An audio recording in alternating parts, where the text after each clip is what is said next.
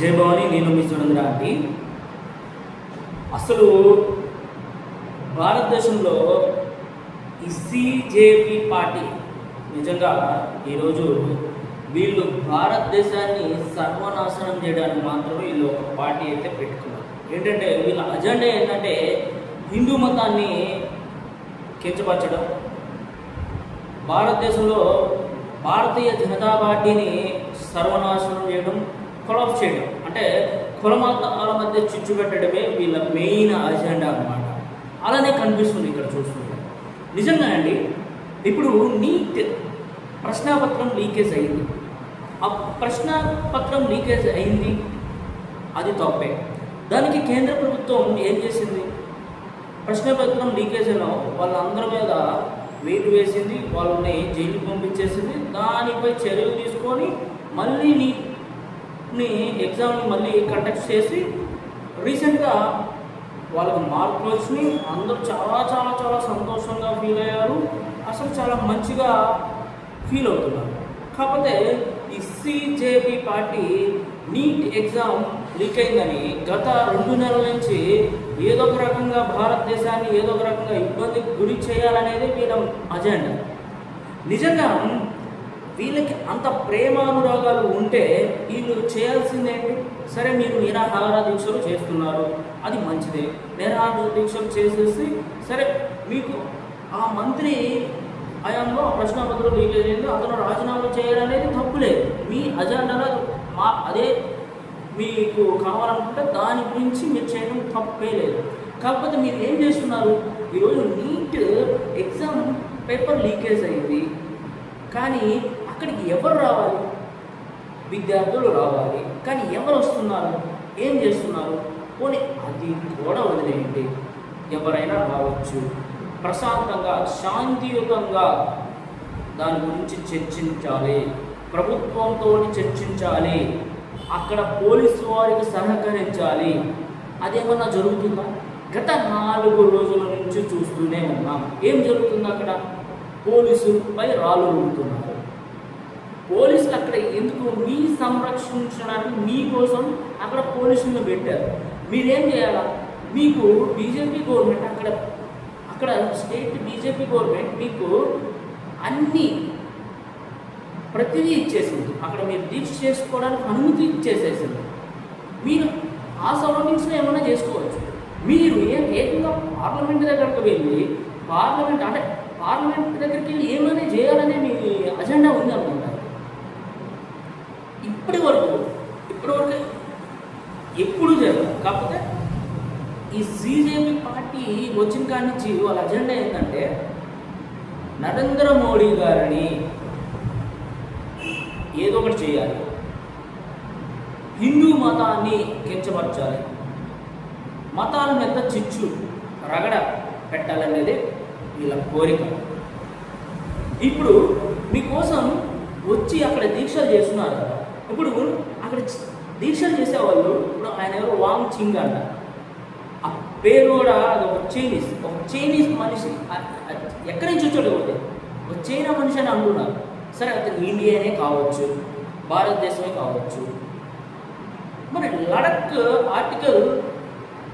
ఆర్టికల్ని ఎందుకు వ్యతిరేకిస్తున్నారు? ఇప్పుడు నీట్ ప్రశ్నపత్రం లీకేజ్ దాని గురించి అతను అక్కడ నిరాహార దీక్ష చేశాడు, బాగానే ఉంది, మంచిదే. కాబట్టి దీని గురించి ఎందుకు ప్రొలాంగ్ చేస్తున్నారు? మీరు చేయాల్సింది నీట్ దీక్ష కదా, అవి చేస్తున్నారా? ఇంకొక ఆయన ప్రకాష్, ఒక సినీ యాక్టర్, ఆయన ఏమంటాడు? ఆయన అక్కడికి వచ్చి సీతారాముల వారి గురించి మాట్లాడటం అంటే నువ్వు నువ్వు అక్కడ చేయాల్సింది ఏంటి? మిస్టర్ ప్రకాష్, నువ్వు చేయాల్సింది ఏంటి? కొన్ని వీళ్ళన్నా చెప్పారా? స్వామి, ఇక్కడ జరుగుతుంది ఏంటి? నీట్ ప్రశ్నాపత్రం లీకేజ్ ఇష్యూ గురించి మేము ఇక్కడ ధర్నాలు చేస్తున్నాం, మీ అజెండాని ఇక్కడ మాట్లాడవాకండి, మేము ఓన్లీ నీట్ ప్రశ్నాపత్రం గురించి దీని గురించి ఇక్కడ జరుగుతుంది అనేది అక్కడ ఉండే వాడు ఒకడన్నా చెప్పిండా దాని గురించి? ఇంకొకరైతే ఎక్స్ట్రీమ్ అనమాట, సీతారాముల వారి గురించి కించబడుతుంది. అప్పుడన్నా ఆ మైక్ తీసుకొని ఇక్కడ అలాంటి కాదని. ఇంకొకరైతే ఎక్స్ట్రీమ్ అనమాట, మతాల గురించి చర్చించినా కాదు వాళ్ళు అక్కడ చెప్పారు. అల్లా గురించి ఒక పాట పడేస్తారు అన్నమాట. అంటే మీరు అక్కడ ప్రశ్నాపత్రం గురించి కాదు వచ్చేసింది, అల్లా గురించి పాటలు పాడేసుకోవడానికి, లేకపోతే ఆర్ఎస్ఎస్ తిట్టడానికి, నరేంద్ర మోడీ గారిని తిట్టడానికి మాత్రమే అక్కడికి వచ్చారు. ఈరోజు భారతదేశం ఈ స్థాయికి ఉందంటే ఎవరు కారణం? ఈరోజు భారతదేశం కొన్ని దేశ అగ్రరాజ్యాలు కూడా భయపడుతుంది భారతదేశం డెవలప్మెంట్ని చూసి. ఇలాంటి కొంతమంది ఏమంటే నిజంగా వీళ్ళు పాకిస్తాన్కి సపోర్ట్ చేసే బ్యాచ్ అంతా ఈరోజు ఇక్కడికి వచ్చి భారతదేశాన్ని నాశనం చేయాలనేది వీళ్ళ అజెండా అనిపిస్తుంది. ఈరోజు సిజేపీ పార్టీ దీని గురించి ఏమన్నా ప్రశ్నించిందా? ఈరోజు పోలీసులపై రాళ్ళు ఊరుతున్నారండి, వీళ్ళు పోలీసులపై రాళ్ళు ఊరుతున్నారు. ఇది ఎంతవరకు కరెక్ట్? ఇక అక్కడ వచ్చిన జర్నలిస్టు మహిళలపై వీళ్ళు ఇష్టానుసారంగా వాళ్ళని ఏదో చేయాలని, అసలు మరీ దారుణం. ఒకడైతే మరీ దారుణం అనమాట.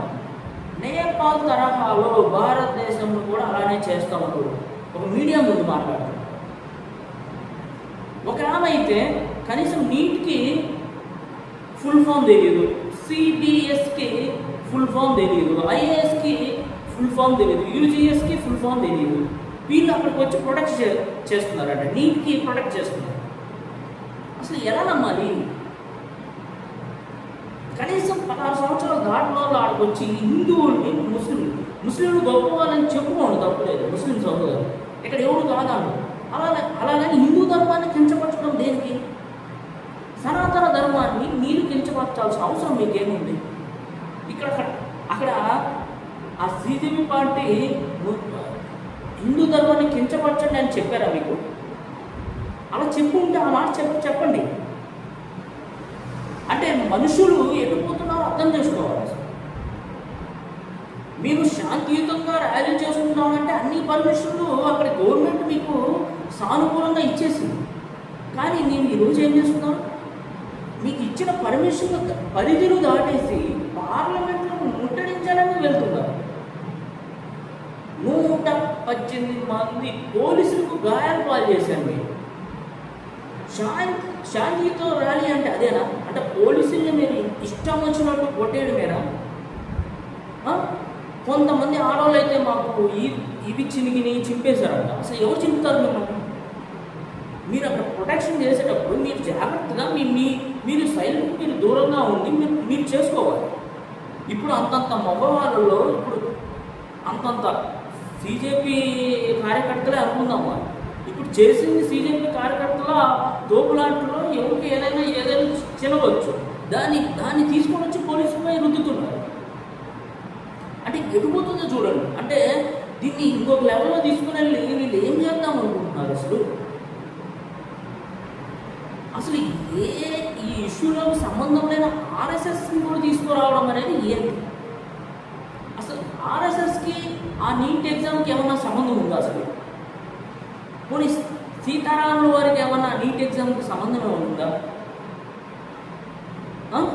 ఇప్పుడు నరేంద్ర మోడీ గారు భారతదేశానికి ప్రధానమంత్రి కాబట్టి మీరు మాట్లాడుతున్నారు, అంతవరకు ఓకే. ఇక్కడ మతాల గురించి మీరు ఎందుకు మాట్లాడుతున్నారు?